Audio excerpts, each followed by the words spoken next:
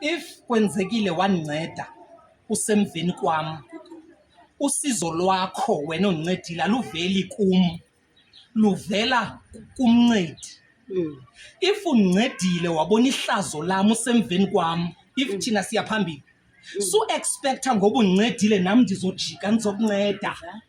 Siyofika nini phambili? Wena undincede ngoba ubusemveni kwam, nam ndiyeke ndinceda abaphambi kwam. Uzuzibona uba undincedile, ndibona indlela endinceda ngayo. Kaloku wena undincede ngoba usemveni kwam, nam uThixo kukhona ndibeke emveni kwabo.